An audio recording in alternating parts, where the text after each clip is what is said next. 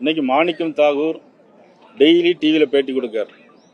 இந்திய தேசிய காங்கிரஸ் டெய்லி டிவியில் பேட்டி கொடுக்காரு. திமுக சட்டமன்ற உறுப்பினர் தளபதி பேசின பேச்சுக்கு திமுக வருத்தம் தெரிவிக்க வேண்டும் அப்படின்னு சொல்லியிருக்காங்க. அது வடிவம் பெறுதா இல்லையா? கூட்டணி மந்திரி சபை கொடுக்க முடியாது, ஒத்து வராதுன்னு சொல்றாரு. அப்போ அது வடிவம் பெற்றிருக்கா பெறலையா?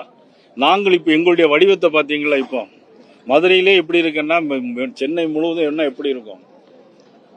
ஆக முதலமைச்சருக்கு ஒரு வடிவம் இல்லாமல் இருக்கிறார். ஏன்னா ஒரு ஆட்சி முற்று பெறல.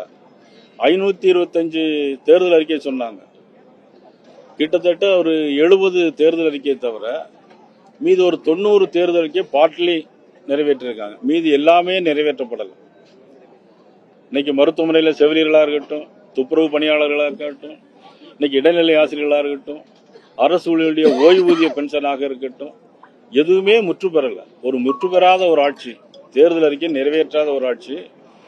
இது எல்லாத்துக்கும் மேல ஒரு நாட்டில் சட்டம் ஒழுங்கு ரொம்ப முக்கியம்.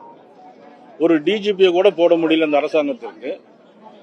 ஒரு டிஜிபி கூட போட முடியல. எப்படின்னா சட்டம் ஒழுங்கு எப்படி பாதுகாக்க முடியும்?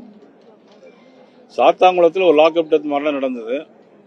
அதுக்கு தமிழ்நாடு முழுவதும் குய்யோன்னு குதிச்சாங்க. ஆனா இன்னைக்கு பக்கத்தில் சிவகங்கையில் அஜித் மரணத்துக்கு என்ன பதில் சொல்ல போறாங்க?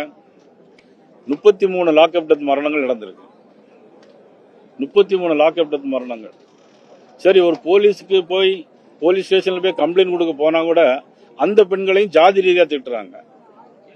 அப்புறம் பாலியல் ரீதியா வர கொடுமை செய்யறாங்க. ஒரு போலீஸ்காரரே ஒரு காவல்துறை பெண் அதிகாரியை டீஸ் பண்றது, பாலியல் வன்முறை பண்றதும் யாருடைய ஆட்சி நடக்கு? இங்கதான் நடக்கு. சரி, பள்ளிக்கூடத்துக்கு போறா எல்லாரும் புசவை தூக்கிட்டு போவாங்க. இங்க கஞ்சாவை தூக்கிட்டு போறாங்க, பீர் பாட்டில தூக்கிட்டு போறாங்க. டாஸ்மாக் கடையை குறைப்போம்னு சொன்னாங்க, படிப்படியா குறைப்போம்னு சொன்னாங்க.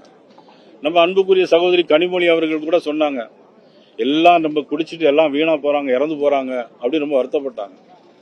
ஆனா இன்னைக்கு மதிப்புக்குரிய சகோதரி கனிமொழி என்ன சொல்றாங்கன்னே தெரியல. அவங்களும் இன்னைக்கு ராகுல் காந்தியை போய் காம்ப்ரமைஸ் பண்றாங்க. அப்ப எதுக்கு? எந்த கூட்டணி ஒத்து வரல? எது வடிவம் பெறல? காங்கிரஸ் கட்சி திமுகவில் இருக்குமா இருக்காதாங்கிறது கேள்விக்குறியா இருக்கு இன்றைக்கு.